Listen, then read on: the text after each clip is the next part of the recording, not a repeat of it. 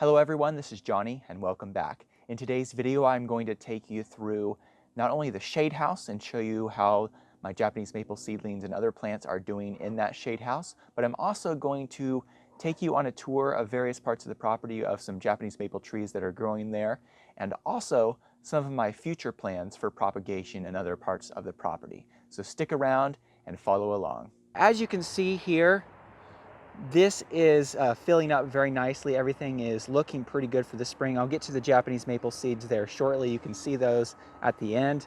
But I have quite a few other things that I'm growing here. I have some hostas. I have some astilbes there. Astilbes here that are growing out. I need to pot these up and separate these out. These are called blue bugles. Ajuga reptans blue bugle. Some more hostas. Here are some of the hellebores that I showed you that we potted up in the past. And then in addition to that, I also have these anemones. And I'm excited because these seedlings are actually coming up, some of these, true to the variegated mother plant. So you can see that particular hellebore is very nice and variegated. So is that one. In here I have some manzanita seedlings that are coming up. So those are very nice. We have some ginkgos that aren't doing anything yet. Ginkgo bilobas, got several there that I started from seed. We have some lilac seeds that I don't look like we're getting anything yet. We have some blood good Japanese maples there. Some mimosa trees across here. This is some mimosas there. I got some iris there. We have some muscadine grape seeds that I started there. Some more irises, some dogwood trees, and it looks like we are getting some germination on the dogwoods.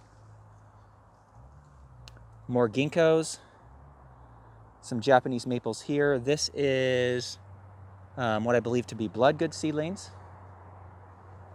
We have some more hostas that are just coming up there.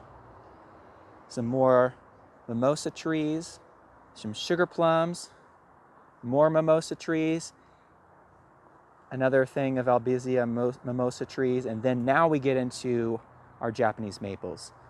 So this particular one is doing really well, really good germination in that one.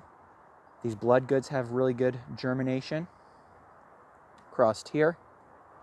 And this is, I'm glad I did a lot of trays of these because these are doing really extremely well. This is just a green variety that's in a local park near me, and I'm going to use those for rootstock. Those are doing extremely well.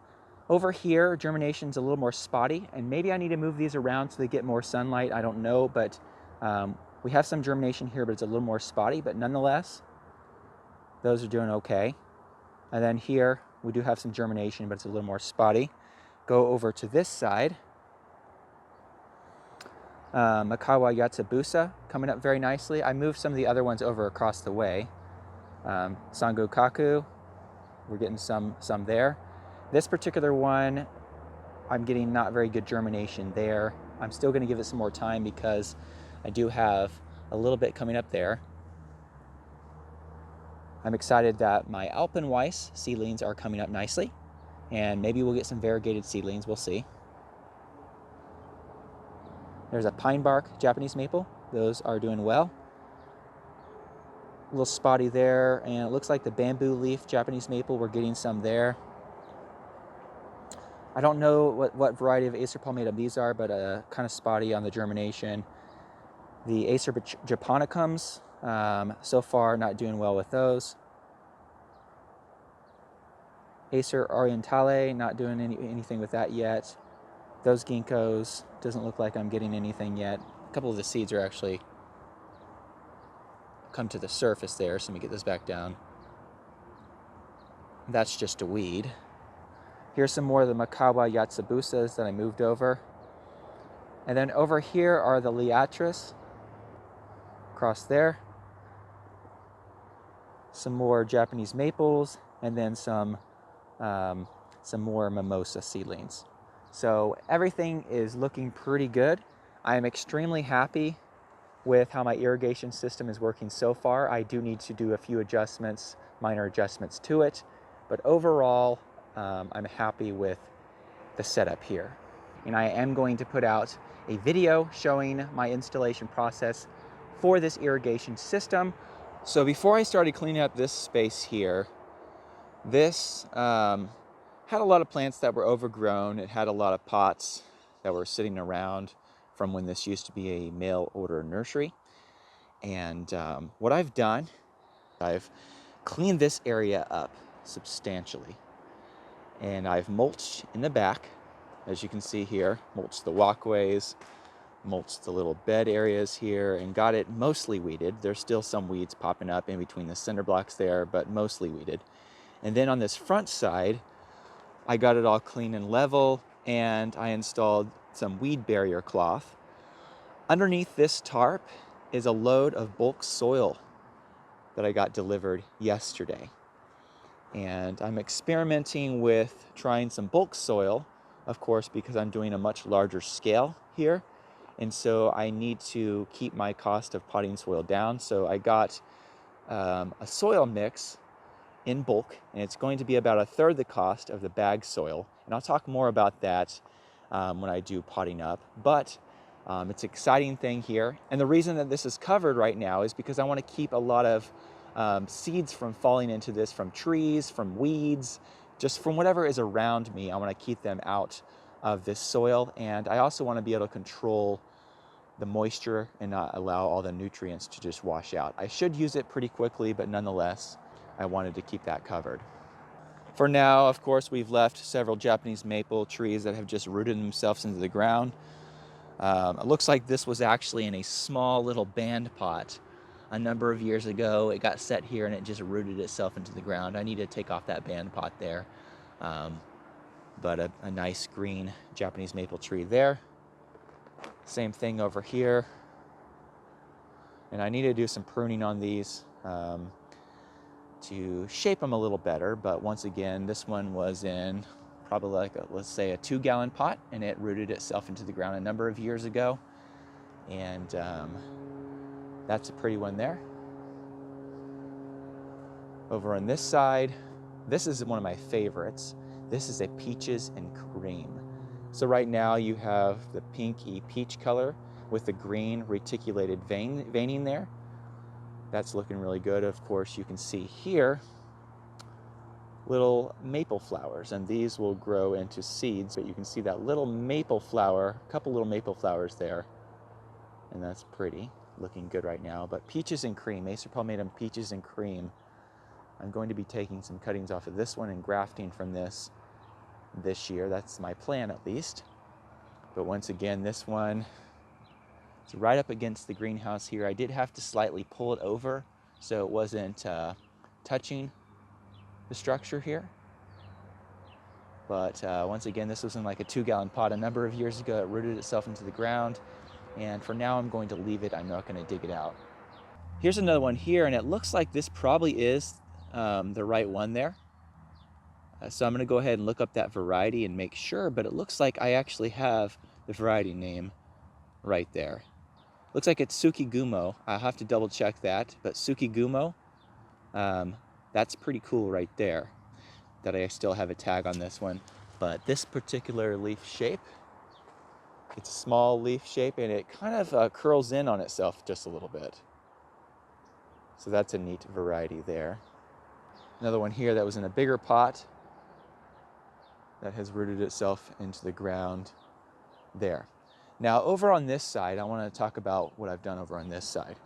Over the last little bit, I've been cleaning this area, getting it level, and doing a lot of work here. Yesterday, I finished getting this all level, and then I ran this large piece of weed cloth across here. Now, my plans for this area are to, across here, to put benches, probably 4 8-foot benches, 8 by 3, and I'm going to put a lot of different plants across there. Probably not very many Japanese maples, but mostly. And then I'm going to put a lot of different plants across here on the bench. And then over on the weed cloth itself, I actually plan to put up 2 low tunnels, at least 2. I might start with 1 and then eventually have 2. And those low tunnels are going to be where I have an automatic mist propagation set up. And I plan to do a lot of different cuttings. I plan to try to root a lot of different cuttings this year of various plants on this property and various plants in my collection. Now, beyond the area here where I have this weed cloth laid down, over the coming months, I plan to start working on clearing this area. So this is quite overgrown right now with ivy, blackberry vines, and various trees. But mixed in here are a number of Japanese maple trees. So this is a pretty large leaf Acer palmatum right here. And this is a really mature tree. So you can see that's a pretty big tree there. There's a redbud tree that has just seeded itself. That will probably have to come out because it's kind of in a bad place. But once again, up in here, it's hard to see there, but there's another large Acer palmatum Japanese maple tree that needs to be pruned up, cleaned up a little bit. Back here, you can see that this looks like a seedling. Grew here beside this tree. It might also be a sucker because once again, up above me is this large Japanese maple tree, a green leaf Japanese maple tree. Here's another Acer palmatum Japanese maple tree. Big, large specimen right there. And it has a lot of dead branches and it needs to be cleaned out, but there's a nice tree in there. Here's another pretty large Acer palmatum tree here. And this is another green leaf variety, but it actually has some pretty unique leaves. And let me see if I can actually get a close-up of some of the unique leaves here on this one. Okay, here are the leaves on this tree. And there are some sections where it's kind of reverted to a different style, but I need to find the actual variety here. But you can see how the leaf itself has kind of curled up. And that's actually supposed to be like that. It's a green leaf variety, but it has small little leaves that kind of curl up on themselves. But this is a cool tree, and once again, it's very, very large. It's a very large tree. But there's a lot of possibilities back here. It's going to take quite a bit of work to get this cleaned up, but I'm sure I'll find other specimen trees back there as well. In the very back, there's actually some lilacs as well, but there might be even more Japanese maple trees there. I just can't even see them. Over on this side, this used to be a greenhouse, and it's pretty overgrown. But growing out of the side right here is this lovely Japanese maple tree, and it has a nice, beautiful yellow spring color. And you can see here that this was grown in a pot, a small little, looks like a half-gallon pot, and it's just rooted itself into the ground. So we'll need to do some work to get that kind of clear, and we'll probably do some cuttings and some grafting from this particular tree. But lovely specimen there. Over on this corner of the property, in the midst of really all these trees that have grown up here, there is this particular variety here. And right now, it's kind of the pinkish color with the green in the middle, and it looks beautiful right now. But later on in the year, this has a very strong white and green variegation. And I'll try to add a picture on the screen of what this looked like last year. I believe I took a picture of it. But this is a beautiful tree growing in here. And I'm not sure of the variety. Once again, I'm going to have to do some work to see if we can get the variety name for this tree.